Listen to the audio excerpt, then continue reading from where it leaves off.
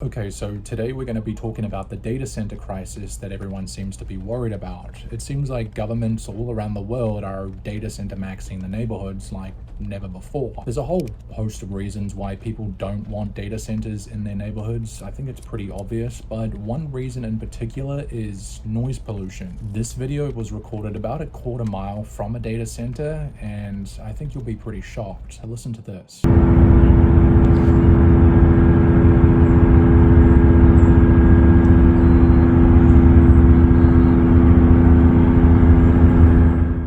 Residents in Vineland, New Jersey say that construction of a 300 megawatt, 2.5 million square foot data center is driving them nuts, reporting a loud hum coming from the area where Data One is building a data center under contract with Microsoft. This data center hasn't even been completed yet, and it's already getting bad reviews on Google.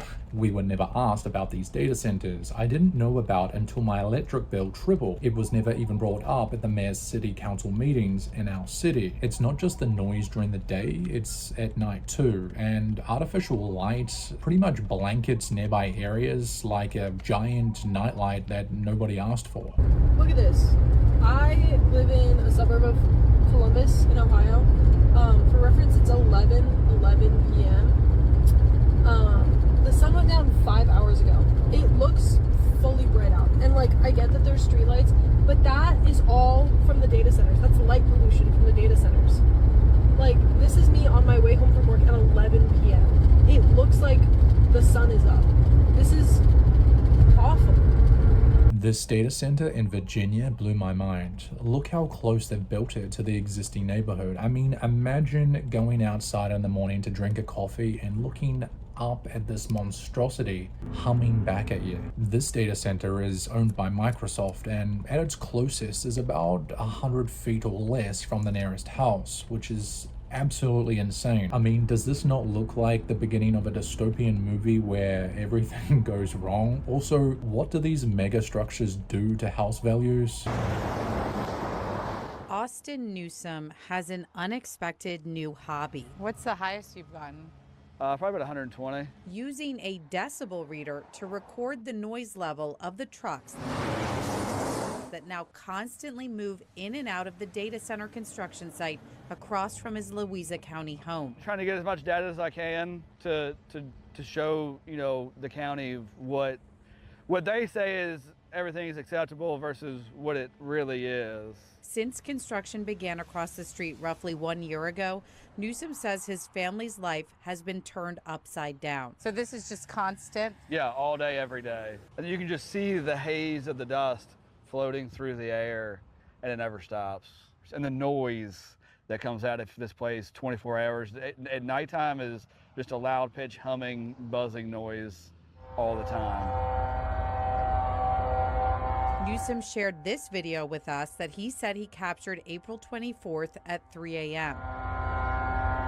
He said it depicts disruptive overnight work at the Amazon Web Services data center on Jefferson Highway. Newsome said he bought this house 12 years ago because he wanted to live out in the country. And now he says nobody wants to buy it because of the data center across the street. Every person that comes and looks at it like, oh, we didn't know it was across the street from a data center. For people that, live in communities that they don't have data centers yet or they're being debated, what is your message to them?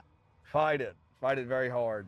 Do everything you can. Go to the meetings. Pay attention. Most of us would assume that these abominations with all their noise would actually devalue homes in the area, but ironically, the AI overview says otherwise. Research indicates that data centers do not inherently lower home values. In fact, some studies show that homes closer to data centers often sell for higher prices. The real reason behind this sudden influx of data centers has split opinions, but it's the urgency behind it all that's actually worrying people. This is insane. Hundreds and hundreds and hundreds for the data center. Look, here's another one over here. Jeez, oh my god, and they're building more. This is insane. Holy crap, go in there. It's like RVs from these, yep.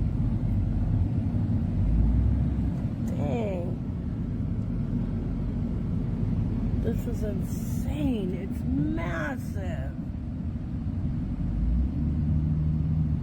This right here is a multi-million-dollar RV park with room for nearly 1,000 units in West Central Texas. It's designed to house workers tied to a new $25 billion data center nearby. Pretty much what it looks like now in late May and early June. And this is what it looked like just last year. Looking into the comments, there's one common thread of suspicion, and rightly so. I'm starting to think these aren't data centers. I know it's maybe irrational, but I kind of have this weird feeling that all these data centers are the end of life as we know it in the worst, most dystopian ways. All these data centers are popping up way too quickly. Something is not right. Not to seem paranoid, but I'm starting to doubt that these are data centers. Regardless of what you think these things are going to be used for, I think we can all agree that the pacing on all of this seems just a tad bit excessive. Stop scrolling if you want to know why data centers are being constructed so quickly in this country. A lot of stories are talking about the data centers. You're seeing people rejecting them in their communities, but nobody's really deeply unpacking why it is that they're being built so quickly. So this series is built on that premise. Why are data centers going up so fast, and why does it feel like we can't stop them? The first of this series is about taxes and turbines. So let's get into it. If this interests you, be sure to follow along. So let's start with taxes because it's kind of the cleanest element of this. In 2025, you have the big, beautiful bill. Normally, when a company makes a massive purchase like a building or expensive equipment, it deducts the cost of that out over several years. However, the big, beautiful bill has bonus depreciation, which allows companies to deduct 100% of that expense in year one. For building a massive billion-dollar data center, this is an enormous cash advantage. But there is a deadline. In order to get the full write-off, everything has to be completed and in service by January 1st, 2030. So think about that. There's this enormous rush. It's 2026 right now to get these data centers built in service to qualify for this massive tax write-off. So that's part of why it's moving so quickly. That was taxes. Now let's talk about turbines. Fundamentally, a data center is this massive building that eats a massive amount of power. So the big question is, where do you get this power from? And in addition to connecting to local power grids, when that's not available, the answer is increasingly gas turbines, massive gas turbine generators. And getting these turbine generators is becoming increasingly difficult. 3 of the major manufacturers that make them actually have waiting lists all the way out 28, 29, and 30.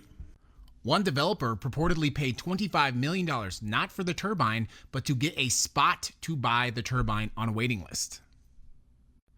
So do you see where these two things collide, the taxes and the turbines? You have a federal tax code that is causing you to have to finish by 2030 in order to qualify for the full write-off, but you have these massive turbines that are essentially very difficult, and sometimes they have a waiting list that goes all the way to 2030. So what these developers often do is they truck in smaller generators to produce that power. These smaller units that are trucked into these sites are generally less efficient and less pollution controlled, which is why you're seeing things like what happened with the data center in Memphis. You have these colliding deadlines and a sense of urgency, which is why every time you look around, it seems like there is a new data center being rushed into completion, but that is not all. This big, beautiful bill that he's talking about reinstates 100% bonus depreciation on qualified capital equipment and property placed in service before January 1st, 2030. This pretty much means that instead of depreciating equipment over several years under certain rules, data centers can now deduct the full cost of qualifying equipment in the year it's placed in service. These investors are essentially using these deductions to reinvest in even more data centers. Let me ask, though, about why taxpayers should have to pay for this if it's a private business and your tenants are some of the richest companies in the world. Why would taxpayers be required, as they now are, to subsidize this? They don't necessarily have to do that. They just won't win any contracts. It's a competition. But why are you getting tax breaks is my question. Yeah, everybody, you go back and you say, what incentives can you give us to invest $15 billion in the first 1.5 gigs? That's what it takes. I have to go raise $15 billion. Well, That's just okay, the but anyone who first one. starts a business, why should taxpayers have to pony up for that? They don't. But Well, of course they do. others- If you, I mean, if you're getting a tax break and they're not, they're making up the difference. There's a state Okay, budget. that's no problem. That's no problem. I can build it in Texas. I can build it in Jacksonville, Mississippi. No, but why, if it's such a good business, would you be asking taxpayers to help pay for it without giving them equity in the company? Are you giving taxpayers shares? No, the investors get the shares, but here's why they would do But it. why would the taxpayers have to? Well, I mean, in other words, if you want to start a business, but why am I as a taxpayer forced to pay for your business? I don't get it. Going straight to the comments on this one. What are we doing? What's going on? I think that's the problem here. Most people are too busy with their own life to realize that any of this is going on. Billionaires want to share the cost but privatize the profit. Socialism for the wealthy and capitalism for the poor. O'Leary not making eye contact is telling. Data centers do not create jobs, to which someone replied, they do, but for like 8 weeks during the building, then they split. Data centers actually require massive construction crews, but once operational, a facility may only employ 30 to 50 permanent workers. Communities argue that the cost per permanent job created is incredibly high compared to other subsidized industries. Hey, my name is Ansley. I wanted to come out here and show you guys firsthand what is happening in Coweta County, Georgia. Here in Coweta County, Georgia, Georgia Power is forcibly taking people's homes, okay? They have no choice in this matter. As you can see behind me, these are the power lines, and this is my childhood home. My childhood home is being taken by Georgia Power. They are going to bulldoze this entire property to the ground. We don't have a choice in this. They are going to be expanding these power lines. Why? For the data centers. All of this is for the data centers.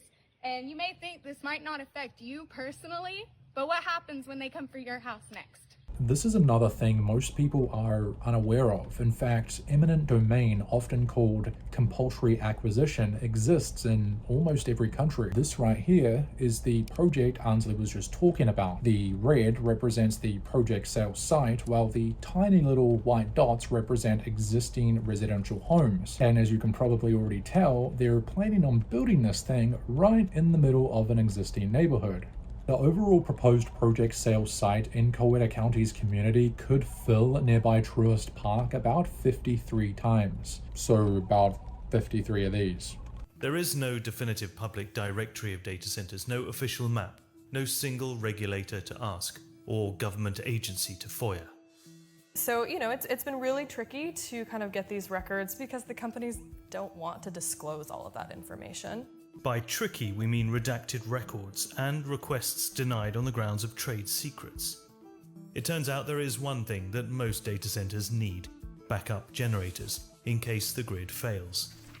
And anyone who wants to install a generator needs to apply for an air quality permit. So what we set out to do was request all of the permits that are issued to data centers for those backup generators.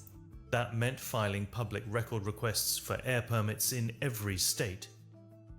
They list the capacity of the generator, so we can extrapolate the power needs of the data center. They also provide clues about who owns it. Take this hotspot rapidly expanding close to Columbus, Ohio. There are at least 164 emergency generators permitted here. This is a data center where the air permit was applied for by an LLC called Magellan Enterprises LLC. But the company has applied for a trade secrets exemption. So they were actually able to redact pretty much all the information that we wanted. But all of the big tech giants must disclose any companies like LLCs that they own. And by digging into their official records, we managed to pull back the mask. And it turns out that the data center in Ohio, it's not Magellan Enterprises LLC, that's actually owned by Google. This is a task we repeated hundreds of times to build this map. It's the most comprehensive tally to date of America's exploding data center industry. Every dot is a data center large enough to need a permit for its backup generators. These are the facilities either already built or approved for construction at the end of 2024. We reached a total of 1,240 data centers. That's nearly 4 times the number in 2010.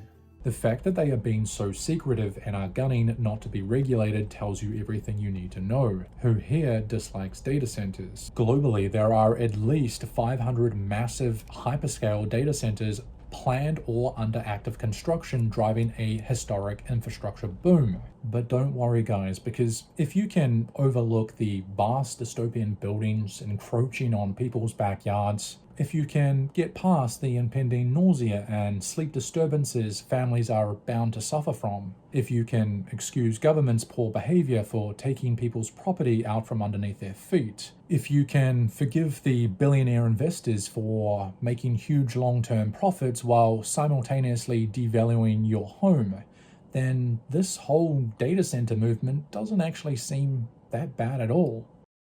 On a serious note, with all these layoffs that are supposedly happening due to AI, this whole situation almost feels like the rich are at least preparing to migrate from a human workforce to a fully autonomous one, though the majority of people on social media suspect that the entire thing is a lot more sinister.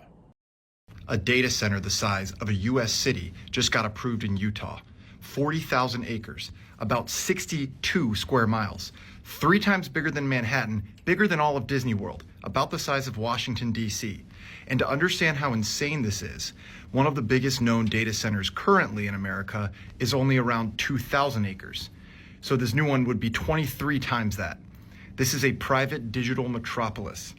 Now here's what I don't buy. This is not being built so your vacation photos can sit in the cloud, or so ChatGPT can tell you how much garlic goes in your pasta sauce. We already have capacity for that. This is something different. Data centers at this scale are not just storage. They're prediction machines designed to track your every search, every scroll, every pause, every grocery order, every voice command. Every time you hover, hesitate, buy, don't buy, feed enough of that info to machines and they don't just know your consumer behavior, they know what you're going to do next.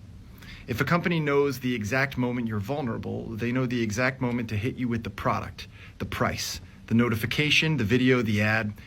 People will say, all right, that sounds crazy. Really?